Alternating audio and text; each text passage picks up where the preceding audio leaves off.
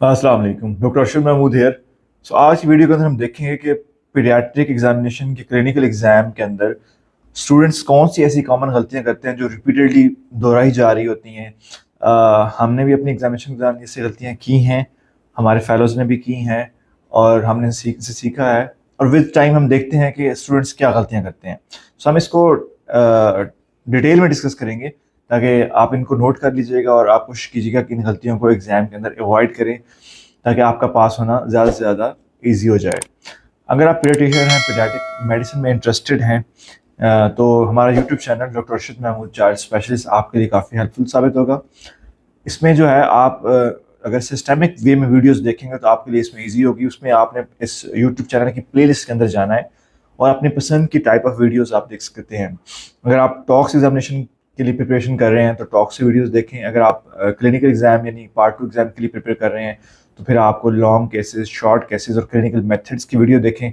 इसी तरह अगर आप पीडियाट्रिक मेडिसिन के अंदर इंटरेस्टेड हैं तो पीडियाट्रिक लेक्चर सीरीज है, गेट एग्जामिनेशंस की वीडियोस हैं, मूवमेंट डिसऑर्डर की वीडियो है और सबसे जो हाईली रिकमेंडेड है वो है स्पॉट डायग्नोसिस केस सीरीज की प्लेलिस्ट, जिसके अंदर 200 प्लस केसेस हैं, जिसके अंदर डिफरेंट जो मैनिफेस्टेशंस होती हैं, क्लिनिकल मैनिफेस्टेशन और different paediatric age group disease, तो उसकी वीडियोस हैं।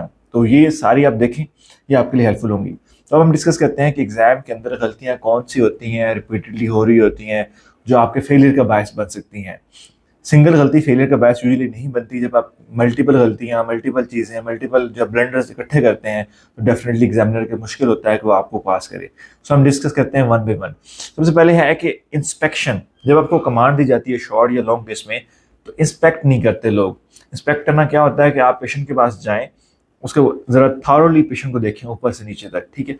और इस काम के लिए आपने कोई 15 शॉर्ट केस के अंदर एटलीस्ट 15 सेकेंड्स रखें, जिसके अंदर पेशेंट का आप एक स्पॉट डायग्नोसिस बनाने की कोशिश करें कि पेशेंट को कोई नेफ्रोटिक तो नहीं है, पेशेंट मेरे उसके अंदर कोई फिस्टुला तो नहीं डला हुआ, पेशेंट को रिकेट्स तो नहीं है, ठीक है, पेशेंट के अंदर कोई जॉइंटिस तो नहीं है। मतलब ये चीज़ें ऐसी हैं जो आप जो पेशेंट्स, क्योंकि एग्जाम के अंदर जो केस आते हैं और टिपिकल केस होते हैं, सो आपका एक स्पॉट डायग्नोसिस बन जाएगा और एग्जामिनर इस चीज़ को ऑब्जर्व कर रहा होता है। सो आपने पेशेंट के पास जाना है और एक एक्टिंग करनी है कि आप पेशेंट को हेड टू टो देख रहे हैं और उसमें एटलीस्ट 10 to 15 सेकंड्स आप उसको देने हैं, जिसको हम इंस्पेक्शन कहते हैं। अक्सर लोग ये काम नहीं करते, सो डेफिनेटली उसको फिर नेगेटिव मार्किंग मिलते हैं। इंस्पेक्शन के साथ बात है एक्सपोजर। सो आपने अपने पेशेंट का एडिक्वेट एक्सपोजर करना है। ये नहीं होता कि पेशेंट को अपने जनरल फिजिकल एग्जामिनेशन कराना है तो आप उसकी शर्टें उतार दें। तो डेफिनेटली अगर तो बच्चा ठीक है, बड़ा है, कोऑपरेटिव है, तो कर सकते हैं, लेकिन यूजुअली हम इसको अवॉइड करते हैं। आप सिर्फ उसके जो है वो ट्राउज़र को ऊपर कर लें और जो है उसकी जो शर्ट की जो बाजू हैं वो रोल कर लें, ठीक है। इस तरह, लेकिन अगर आपका पेशेंट रेस्पिरेटरी सिस्टम का एग्जामिनेशन का केस है तो डेफिनेटली आपको उसकी शर्ट रिमूव करनी पड़ेगी। अगर सीवीएस का एग्जाम है तो आपको शर्ट रिमूव करनी पड़ेगी। अगर एब्डोमेन सिस्टम का एग्जामिनेशन है तो आपको एटलीस्ट एब्डोमेन से जो है उसकी शर्ट रिमूव करनी पड़ेगी। So as per the case और as per the environmental temperature और as per the gender of patient आपने उसको एक्सपोजर करना है और एक्सपोजर एडुकेट होना चाहिए एज पर योर एग्जामिनेशन, ठीक है। और डेफिनेटली जब आप एक्सपोज करेंगे तो उससे पहले उनसे कंसेंट भी लेनी है और एग्जामिनर से कंसेंट भी लेनी है। अब पेशेंट का गियर चेक करते हुए क्या गलती होती है? गियर चेक करते हुए गलती ये करते हैं कि आप पेशेंट के शूज़ नहीं उतारते, तो शूज़ मस्ट उतारने हैं। सेकंड ये है कि आप पेशेंट को एक्सपोज नहीं कर रहे, तो जब तक एक्सपोज नहीं करेंगे तो पेशेंट की फाइंडिंग आपको क्लियर नजर नहीं आएगी। तो आपने पेशेंट की जो है वो प्रॉपर एक्सपोज करना है, उसकी जो ट्राउजर है उसको रोल कर लेना है, एटलीस्ट नीज तक होना चाहिए। उसके बाद पेशेंट को प्रॉपरली चलाना है। ये नहीं कि 2-3 कदम चला के उसको बस ठीक गेट हो गया, आपने उसको कुछ डिस्टेंस तक चलाना है, उसको ऑब्जर्व करना है। अगर पेशेंट में कोई फाइंडिंग नहीं आ रही या आ रही हैं तो आप अभी कंफर्म नहीं है तो आपने उसके गेट के सारे मनूवर्स करने हैं। खासतौर पर अगर आपको लगता है ये न्यूरोलॉजी का केस है तो उसमें मतलब आपने उसको टो वॉकिंग है, हील वॉकिंग है, आपने उसको जो है वो वॉकिंग इन स्ट्रेट लाइन है या टेंडम वॉक है, तो ये सारी चीज़ें करवानी है। तो गेट का एग्जामिनेशन तब आपका कंप्लीट होता है। पेशेंट का जो एग्जामिनेशन है इसमें इंपॉर्टेंट है कि कहा जाता है कि at the level of patient होना चाहिए। खास तौर पर जब आप एग्जामिनेशन जो इंस्पेक्शन है खासतौर पर at the level of patient होना चाहिए। मिसाल के तौर पर अगर कार्डियो का केस है तो उसमें जो इंस्पेक्शन करनी है वो आपने फुट एंड भी करनी है और बेड साइड भी करनी है, और ये at the level of patient होनी चाहिए। ये नहीं कि खड़े होकर नहीं करनी, बिल्कुल नीचे झुकना है आपने और पेशेंट के लेवल पे आना है। जो पेशेंट का चेस्ट का लेवल है उसके लेवल पे आपकी आईज होनी चाहिए और वहाँ पे आपने एग्जामिन करना है। और जो अगर साइड से एग्जामिन करें तो फिर भी आपने झुक के बैठ के एग्जामिन करना है। अगर आपको कोई स्पाइन का इशू है या पेन है तो आप डेफिनेटली बता सकते हैं एग्जामिनर को, अदरवाइज रिकमेंडेड यही है। तो रेस्पो केस में, सीरियस केस में आपने पेशेंट के लेवल के ऊपर आके एग्जामिन करना है। इसी तरह अगर आपका बच्चा छोटा है और आप चाहते हैं कि आप उसको बेड साइड के ऊपर बेहतर है कि आप आपका एग्जामिनेशन है वो मादर की लैब के अंदर ज़्यादा अच्छा हो सकता है, तो फिर भी आपने बच्चे को ऊपर खड़े होकर नहीं एग्जामिन करना, क्योंकि बच्चा जब ऊपर से आपको देखेगा तो डेफिनेटली एक डर या खौफ पैदा होता है, बच्चा रोने लग जाएगा। तो उसमें यह है कि आप बेशक मदर को चेयर पर बिठा दें, आप नीचे बैठ जाएं और बैठ के बच्चों को देखें और आप बच्चे के लेवल पे आएंगे तो उससे उसका डर थोड़ा कम होगा एज कम्पेयर टू इसके कि आप ऊपर से उसको चेक कर रहे हैं तो उसमें पेशेंट बच्चे जो है रोना शुरू कर देते हैं और फिर आपके लिए वो उसमें इशू होगा। अभी नेक्स्ट पे है कि आपने पेशेंट के साथ रेपो डेवलप करनी है। एग्जामिनर इस चीज़ को बड़ा खुश होता है जब आप शॉर्ट केस में, लॉन्ग केस में पेशेंट को एग्जामिन कर रहे होते हैं तो पेशेंट के साथ बातें करें, उससे उसका नाम पूछें, स्कूल पूछें, कहाँ जा रहे हो, कैसे, क्या खाना खाया है, ठीक है, कहीं दर्द तो नहीं हो रहा, तो उससे बातें करते रहें, ठीक है, उससे रेपो डेवलप होती है और एग्जामिनर इस चीज़ को बड़ा अच्छा लेते हैं। और हिस्ट्री के अंदर अगर आपके बच्चा कोई एडोलेसेंट है, टीन एज का है बच्चा या बच्ची, तो कोई क्वेश्चन आप उससे भी पूछ सकते हैं। तो एग्जामिनर इस चीज़ को प्लस पॉइंट लेते हैं, एग्जामिनर इस चीज़ से अच्छा समझते हैं। सो पेशेंट से रेपो डेवलप करनी है और उसका आपने कोऑपरेशन लेनी है। प्राइवेसी बड़ी इंपॉर्टेंट है, शॉर्ट केस हो या लॉन्ग केस हो, खासतौर पर जब आपने उसका शर्ट उतरवानी है या आपने उसके जेनिटल एग्जामिन करना है तो प्राइवेसी बड़ी इंपॉर्टेंट है। तो उस प्राइवेसी में आप स्क्रीन लगवा सकते हैं, आप अगर कोई वहाँ पे कोई चादर वगैरह पड़ी है तो आप ऊपर रख के फिर एग्जामिन कर सकते हैं, एग्जामिनर की हेल्प ले सकते हैं। तो कंसेंट आपने एग्जामिनर से भी लेनी है और जो है वो पेरेंट्स उनसे भी लेनी है। सो डेफिनेटली आपने प्राइवेसी का खास ख्याल रखना है। एब्डोमेन पल्पेट करते हुए एक इंपॉर्टेंट गलती जो करते हैं स्टूडेंट्स, उनका मेथड अगर देखने के लिए तो आप वीडियो डिटेल में देख लीजिएगा मेरी एब्डोमेन एग्जामिनेशन के ऊपर। लेकिन एक जो गलती वो कर रहे होते हैं, जो अक्सर करते हैं, वो ये है कि उनकी जो एब्डोमेन पल्पेशन होती है वो रेस्पिरेशन के साथ कोऑर्डिनेटेड नहीं होती। एग्जामिनर चूंकि एग्जाम है तो उसमें मेथड्स आपके परफेक्ट होने चाहिए, तो आपने कोशिश करना है कि आपकी जो मूवमेंट है, जो आप जब पल्पेट कर रहे होते हैं विजरा को, तो वो जो है रेस्पिरेशन के साथ कोऑर्डिनेट कर रही हो। जब आप बच्चा इंस्पायर करता है तो आपका हाथ रुकना चाहिए, रुक जाना चाहिए। जब बच्चा एक्सपायर करता है तो आपका हाथ ऊपर जाना चाहिए। तो इस थ्रू आपने कोऑर्डिनेट करना है। एग्जामिनर इस चीज़ को देख रहे होते हैं और इसके मार्क्स होते हैं। न्यूरोलॉजिकल एग्जामिनेशन के अंदर जो अक्सर चीज़ लोग भूल जाते हैं वो बैक का एग्जामिनेशन है। बैक जो है वो न्यूरोलॉजिकल एग्जामिनेशन का एक पार्ट एंड पार्सल है। सो चाहे जीबीएस का केस है, ट्रांसफार्माइटिस का केस है, स्ट्रोक का केस है, आपने बैक को जरूर एग्जामिन करना है। तो बैक कभी भी मिस नहीं करनी। नेफ्रोटिक केस के अंदर अक्सर स्टूडेंट्स जो है वो चीज़ भूल जाते हैं, वो है जेनिटल एडीमा का। सो जेनिटेलिया उसको जरूर चेक करने हैं, उनका एडीमा जरूर चेक करना है, स्क्रोटल एडीमा हो या पेरिनियल एडीमा हो, क्योंकि ये नेफ्रोटिक सिंड्रोम का एक इंपॉर्टेंट साइन है। सो ये चीज़ अक्सर स्टूडेंट भूल जाते हैं, लेकिन आपने एग्जाम में नहीं भूलनी। जो न्यूरोलॉजिकल एग्जामिनेशन है और पल्मोनोलॉजी सिस्टम का एग्जामिनेशन है, उसमें ऑलवेज कंपेयर करना है आपने। न्यूरोलॉजी में अगर आप सपोज राइट साइड की पावर चेक कर रहे हैं तो फिर आपने कंपैरेटिव लेफ्ट साइड की पावर चेक करनी है। अगर आप राइट के रिफ्लेक्स चेक कर रहे हैं तो फिर आपने लेफ्ट के रिफ्लेक्स चेक करने हैं। इस तरह पल्मोनोलॉजी में जब आप स्कल्टेट कर रहे हैं तो दोनों साइड की स्कल्टेशन आपने साथ साथ करनी है। तो स्टूडेंट्स इस चीज़ को भूल जाते हैं, वो एक साइड पहले पूरी कर लेते हैं और फिर अगली साइड करते हैं। सो रूल ये है कि always compare the both side. So neurological examination हो या पल्मोनोलॉजी का एग्जामिनेशन हो, आपने दोनों साइड को कंपेयर करना है और उसके अकॉर्डिंगली चलना है। डेवलपमेंटल डिले चार्ट के अंदर जो मस्ट चीज़ है जो आपने करनी है वो उसका ओएफसी है और उसकी डेवलपमेंटल असेसमेंट है, चाहे शॉर्ट केस हो या लॉन्ग केस हो। सो ये आपने मैंने बिल्कुल नहीं भूलना। अगर आपने एक बच्चे को सीपी लेवल किया है और आपने उसको ओएफसी नहीं लिया तो आपको एग्जामिनर कभी पास नहीं करेगा। सो डेवलपमेंटल असेसमेंट और ओएफसी डेवलपमेंटल डिले चार्ट के अंदर मस्ट है। सो ये आपने कभी नहीं भूलना। कुछ केसेस ऐसे होते हैं जिसके अंदर आपने ब्लड प्रेशर मस्ट लेना है, जैसे कि अगर पेशेंट आपका नेफ्रोटिक का केस है, सीकेडी का केस है या कार्डियो का केस है, तो उसके अंदर ब्लड प्रेशर मस्ट लेना है, ब्लड प्रेशर ऑफर नहीं करना। स्टूडेंट इस चीज़ को भी गलती कर बैठते हैं, तो आपने अपना टाइम इस तरह एडजस्ट करना है कि आपने उसका ब्लड प्रेशर लेना है। जो आपका एग्जामिनेशन है, चाहे शॉर्ट केस या लॉन्ग केस का है, वो स्मूथ होना चाहिए। ये नहीं होना चाहिए कि आपने बच्चे को पहले लिटा के उसको जो है वो चेस्ट फ्रंट से चेक की, फिर बैक से चेक की, उसकी स्कल्टेट की, फिर फ्रंट पे परकस कर रहे हैं, फिर बैक चेक कर रहे हैं। सो उठक बैठक नहीं करानी। आपने आपका एग्जामिनेशन स्मूथ होना चाहिए और पहले आप एक साइड की सारी चीज़ें कर लें, फिर अगली करें, फिर अगली करें। ये नहीं कि आप पहले बच्चे का उसको बिठा कर उसकी पल्स चेक कर रहे हैं, फिर उसका गेट करा रहे हैं, फिर उसको उसका जो है ना फर्दर उसका जीपी कर रहे हैं, फिर उसका गवर करा रहे हैं। तो इससे एग्जामिनर बहुत चिढ़ते हैं, इसको माइंड करते हैं, इसका मतलब आप इमेच्योर कैंडिडेट हो। सो एग्जामिनेशन आपका स्मूथ होना चाहिए और उसमें ये उठक बैठक वाला काम नहीं होना चाहिए। डीप टर्नर रिफ्लेक्सेस जब आप करते हैं तो उसमें स्टूडेंट्स गलती ये करते हैं, दो गलतियां करते हैं। एक तो है कि वो उसको एक्सपोज नहीं करते, क्योंकि बेसिकली हमारा मकसद ये नहीं कि हमने सिर्फ जॉइंट मूवमेंट देखनी है, बल्कि हमारा मकसद ये है कि हम मसल की कंट्रैक्शन देखनी है हमने। सो आपने जिस भी जॉइंट पे काम कर रहे हैं उसकी जो है वो उसकी उस मसल को एक्सपोज करना है। सो एक्सपोजर जरूरी होता है। दूसरा ये कि अगर आप बच्चे में रिफ्लेक्सेस नहीं आ रहे तो आपने उसमें री इन्फोर्समेंट करानी है। सो री इन्फोर्समेंट भी ज़रूरी है। ये तो चीज़ें अक्सर स्टूडेंट भूल जाते हैं, तो इन चीज़ों को आपने मेक श्योर करना है कि आप इनको ना भूलें।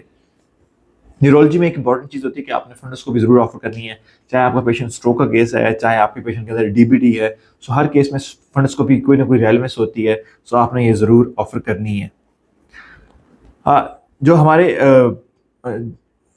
एग्जामिनेशन है वो हमेशा जेंटल होना चाहिए। एग्जामिनेशन में बच्चे को पेन नहीं होना चाहिए। मिसाल के तौर पर अक्सर ये होता है कि स्टूडेंट्स जो है ना वो अपनी फाइंडिंग निकालने के चक्कर में पेशेंट को पेन दे देती है। मिसाल के तौर पर अगर बच्चे की जो है वो आर्थराइटिस है तो उसमें आपने बहुत ज़्यादा जॉइंट की मूवमेंट रिफ्लेक्सेस नहीं करवाने उस जॉइंट के ऊपर जहाँ पे उसको पेन हो रहा है। इस तरह अगर जिस साइड पे आईवी लाइन लगी हुई है तो आपने उस साइड को जेंटली एग्जामिन जरूर करना है, लेकिन जेंटली एग्जामिन करें। इस तरह अगर बच्चे का किसी साइड पे कोई फिस्टूला है तो आपने उस साइड पे ब्लड प्रेशर नहीं लेना, उस साइड पे आपने एग्जामिनेशन को जेंटल रहना है। सो एग्जामिनेशन हमेशा आपका जेंटल होना चाहिए। सर सीपी के बच्चों के अंदर चूंकि उनके कंट्रैक्शंस होते हैं तो आपने टोन चेक करके चक्कर में बहुत ज़्यादा खींचना नहीं है उनको, ठीक है। तो जेंटली रहें, पेशेंट को पेन ना दें। अपनी फाइंडिंग एलिसिट करने के चक्कर में आपके पेशेंट को आपने हार्म या पेन नहीं देना। सो ये बहुत इंपॉर्टेंट पॉइंट है। इसी तरह हमने जब हिस्ट्री ले ली तो जब आपने नरेट करना है एग्जामिनर को, ठीक है, तो अक्सर स्टूडेंट्स क्या करते हैं कि वो उस दौरान जो है ना बार बार या तो नीचे देखना शुरू कर देते हैं। इसका मतलब ये है कि आप कॉन्फिडेंट नहीं है, और दूसरा ये है कि वो बार बार पेशेंट की तरफ देखना शुरू कर देते हैं। सो जब आपने शॉर्ट या लॉन्ग केस में हिस्ट्री आपने ले ली, एग्जामिनर आपने कर लिया, तो फिर आपने पेशेंट की तरफ दोबारा कभी नहीं देखना। आपने एग्जामिनर की तरफ देखना है और एग्जामिनर की आई टू आई कंटेक्ट देखना है, नीचे जमीन की तरफ नहीं देखना, ठीक है। एग्जामिनर अगर आप नीचे की तरफ देखेंगे या बार पेशेंट की तरफ देखेंगे तो एग्जामिनर समझ आ जाएगा कि आप इमेच्योर कैंडिडेट हैं, तो आपको दोबारा बुला लेगा। एग्जामिनेशन के अंदर जब आप नरेट कर रहे होते हैं तो आपने अपनी फाइंडिंग्स को रिपीट नहीं करना, बार बार एक चीज़ को नहीं दोहराना। इससे एग्जामिनर बहुत इरिटेट होता है। और आप अक्सर स्टूडेंट्स बार बार एक वर्ड यूज करते हैं कि as per mother, as per mother, as per mother. So हर आपने जब हिस्ट्री ले ली है तो फिर आप एज पर यू है, एज पर मदर नहीं है। तो आपने एक चीज़ को बार बार रिपीट नहीं करना और बार बार आपने एज पर मदर जो है ना वो वर्ड नहीं बोलना, ठीक है। आपका काम था कि आपने मदर से चीज़ें निकलवानी है। अब आप हिस्ट्री ले चुके हो, एग्जामिन कर चुके हो, तो आप सारा जो बर्डन ऑफ प्रूफ है वो आपके ऊपर है। अब आपने केस प्रूफ करना है, बार बार ये नहीं बोलना। फिर जब आपसे जो है इन्वेस्टिगेशन पूछी जाती हैं, तो अगर सपोज आपने 3 डिफरेंसेस रखे हुए हैं, पेशेंट है कि उसकी लिवर स्प्लीन है तो आपने रखा हुआ है हेमोरेटिक एनीमिया, आपने रखा हुआ है उसके अंदर जो है वो एक्यूट हेपेटाइटिस, आपने उसके अंदर रखा हुआ है मैलिग्नेंसी। तो जो आपका टॉप डिफरेंशियल्स है आपने सबसे पहले उसके अकॉर्डिंगली इन्वेस्टिगेशन बतानी है। आपने बताना है कि as my first differential is hemolytic anemia, most likely thalassemia. So I will go for the investigation like CBC with pap smear, retex counts, ठीक है, और HB electrophoresis। तो मतलब आपने अपनी इन्वेस्टिगेशन शुरू में अंदर सारे नहीं बता देनी। आपने उसके अंदर ये नहीं कहना कि चूंकि आपको डिफरेंशियल्स के अंदर मिलिग्रेंसी भी है तो आपने शुरू में बोन मैरो नहीं बता देनी है उसकी, ठीक है। तो आपने जो इन्वेस्टिगेशन बतानी है वो आपने फर्स्ट डिफरेंशियल के अकॉर्डिंगली बतानी है, ठीक है। उसके बाद अगर एग्जामिनर आपसे पूछता है तो फिर आपने सेकंड डिफरेंशियल, थर्ड डिफरेंशियल की इन्वेस्टिगेशन बतानी है। लेकिन आपका जो इन्वेस्टिगेशन का मेन जो इन्वेस्टिगेशन है आपने अपने फर्स्ट डिफरेंशियल के अकॉर्डिंगली बतानी है। ट्रीटमेंट बताते हुए भी अक्सर स्टूडेंट्स बड़े कंफ्यूज होते हैं और ट्रीटमेंट बड़ा रैंडम कर रहे होते हैं। ट्रीटमेंट बताने का प्लान क्या है? सिंपल तरीका है। आपने बताना है कि सबसे पहले तो मैं अपनी डायग्नोसिस को कंफर्म करूंगा। So I will first confirm my diagnosis by the mentioned labs. जब कंफर्म कर लिया तो फिर आप नेक्स्ट स्टेप है कि आप काउंसिल करोगे पेशेंट को डिजीज के बारे में, ट्रीटमेंट के बारे में, प्रोग्नोसिस के बारे में, ठीक है। तो उसकी काउंसलिंग आप करेंगे। फिर थर्ड स्टेप ये है कि आप उसे ट्रीटमेंट स्टार्ट करेंगे। अगर आपका बच्चा कुछ ऐसा होता है जिसमें मल्टी डिसिप्लिनरी केयर की जरूरत है, लाइक सीपी बच्चा है, लाइक कोई पेशेंट ऐसा है डिबरी का बच्चा है, तो उसमें डेफिनेटली आप बताओगे कि मैं इसमें मल्टी डिसिप्लिनरी टीम को इन्वॉल्व करूंगा, इसके अंदर ये डॉक्टर्स होंगे और मैं एज ए पीडियाट्रिशियन इस टीम को लीड करूंगा, ठीक है। उसके बाद आपने उसको बताना है कि पेशेंट के मैं जो उसका ट्रीटमेंट प्लान है उसमें बताना है कि आपके एक्यूट इश्यूज क्या हैं तो उसको मैं एड्रेस करूंगा और क्रोनिक इश्यूज जो हैं उसको मैं एड्रेस करूंगा। सो आपका प्लान ये होगा कि आपका एक्यूट इश्यूज क्या हैं और क्रोनिक है, तो उनके अकॉर्डिंगली आपका प्लान होगा। तो आपका प्लान सपोर्टिव और स्पेसिफिक भी हो सकता है कि आपकी सपोर्टिव ट्रीटमेंट क्या है और स्पेसिफिक ट्रीटमेंट क्या है। तो आपने इस तरह अपनी चीज़ों को ऑर्गेनाइज करके बताना है। जब आप ऑर्गेनाइज करके बताएंगे तो एग्जामिनर को लगेगा कि ये एक मेजोर कैंडिडेट है, तो डेफिनेटली आपके पास होने के चांसेस ज़्यादा से ज़्यादा होंगे। जब आपसे पूछा जाता है कि आपके एग्जाम में केस के डिफरेंशियल्स क्या हैं, तो डिफरेंशियल्स में तो डेफिनेटली एक केस के डिफरेंशियल सैकड़ों होते हैं, लेकिन आपने 3 डिफरेंशियल्स मैक्सिमम बताने हैं। जब एग्जामिनर आपसे पूछा जाता है और तो आपने शुरू नहीं हो जाना, आपने 3 तक रखने, और जो मोस्ट रेलिवेंट है वो टॉप पे होगा, उसके बाद उससे लेस रेलिवेंट होगा, उसके बाद उसका थर्ड रेलिवेंट होगा। तो आपने इस तरह उसको करना है। एग्जाम में आपने टाइम कंस्ट्रेंट को जरूर फॉलो करना है, लेकिन ये नहीं करना कि अगर 5 मिनट में आपका शॉर्ट केस है और आपने चाहते हैं कि आप उसमें हर तरह की फाइंडिंग्स ही कर दें। अगर नेफ्रोटिक का बच्चा है और आप चाहते हैं कि आप उसकी चेस्ट भी सुन लें, एब्डोमेन भी प्रिपेयर कर लें, ब्लड प्रेशर भी ले लें, ठीक है, और सारी चीज़ें कर लें, तो ये पॉसिबल बाज़ औक़ात नहीं हो पाता। तो उसमें ज़रूरी नहीं कि आप सारी चीज़ें करें, आप इंपॉर्टेंट चीज़ें ज़रूर करें, लेकिन बाकी चीज़ें आप ऑफर कर दें। लेकिन ये नहीं करना कि आपने उसमें मेथड गलत परफॉर्म करना है, आपने मेथड प्रॉपरली परफॉर्म करना है जैसे वो मेथड है। जल्दी के चक्कर में या अपनी फाइंडिंग्स को पूरा करने के चक्कर में आपने मेथड पे कंप्रोमाइज़ नहीं करना। एग्जामिनर इस चीज़ को बड़ा माइंड करते हैं। हिस्ट्री लेते हुए हमारे स्टूडेंट्स अक्सर बहुत ज़्यादा लीडिंग क्वेश्चन कर रहे होते हैं। सो लीडिंग क्वेश्चन को आपने अवॉइड करना है। लीडिंग क्वेश्चन जब आप बहुत ज़्यादा करते हैं तो एग्जामिनर को पता चल जाता है कि यार इसको तो केस पता है, सो उसका एक बायस बन जाता है। ये बायस आपके फेलियर का बायस बन सकता है। सो लीडिंग क्वेश्चन को कम से कम करना है और इसको अवॉइड करना है। अब ये इंपॉर्टेंट केस चीज़ ये है कि अगर आपके बच्चे के अंदर डायबिटीज़ है तो एग्जाम में आपने उसको टाफियाँ या कोई और स्वीट जो है वो ऑफर नहीं करनी। हमारा एक रिसेंटली कैंडिडेट था, उसके पेशेंट का केस डायबिटीज़ का था। मोस्टली हम जो है वो टॉफ़ी वगैरह लेके जाते हैं साथ में, तो आपने उसको स्वीट्स ऑफर नहीं करनी अगर आपका बच्चा डायबिटिक है या ओबीस है या कोई इस तरह का केस है जिसके अंदर कोई डाइटरी रिस्ट्रिक्शंस हैं, कोई विल्सन का बच्चा है, मतलब जो भी अगर आपके पेशेंट के अकॉर्डिंगली कोई, जिस तरह अगर आपका बच्चा सीलिएक का है तो उसमें भी स्वीट्स नहीं देनी, डेफिनेटली उसमें ग्लूटेन होता है।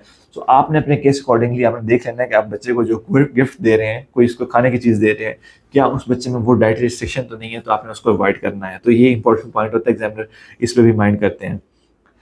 एग्जामिनर के साथ आपने आर्ग्यू नहीं करना, ये नहीं कहना कि भाई आपकी फाइंडिंग गलत है, मैं ठीक हूँ। एग्जामिनर से आपने पॉजिटिव वे में बात करनी है और उसकी बात को मानना है। आपने ये कहना है sir it is possible but, तो आपने उसके बाद बट कह के अपना पॉइंट ऐड कर देना है, लेकिन उससे आर्ग्यू नहीं करना। डेफिनेटली एग्जामिनर हमारे प्रोफेसर्स होते हैं और बहुत ज़्यादा आर्ग्यू करना उनको पसंद नहीं होता। सो आर्ग्यू बहुत ज़्यादा नहीं करना। एक बच्चों के लिए गिफ्ट जरूर लेके जाने हैं। देखें, जब एग्जाम हो रहा होता है, डेफिनेटली जैसे हमारा सेंटर है चिल्ड्रन हॉस्पिटल लाहौर, तो हम एक एग्जाम बच्चा बाद दफ़ा 2 या 3 दफ़ा भेजते हैं। जब बच्चा 2-3 दफ़ा जाता है तो उसे पता चल जाता है कि यार कोई डॉक्टर मुझे गिफ्ट दे रहा है, कोई डॉक्टर मुझे गिफ्ट नहीं दे रहा। सो रिसेंटली ऐसा ही हुआ कि हमारे वार्ड से एक बच्चा गया, तो उसकी मदर ने बताया था कि जो डॉक्टर मेरे बच्चे को गिफ्ट दे रहा था, तो ये उसको बड़ा अच्छा एग्जामिन करवा रहा था, उसके भाग भाग एग्जामिन कर रहा था। तो जो गिफ्ट नहीं दे रहा था उससे एग्जामिनेशन नहीं करवा रहा था। तो डेफिनेटली बच्चा इस चीज़ों को सीखता है, अडॉप्ट तो करता ही है।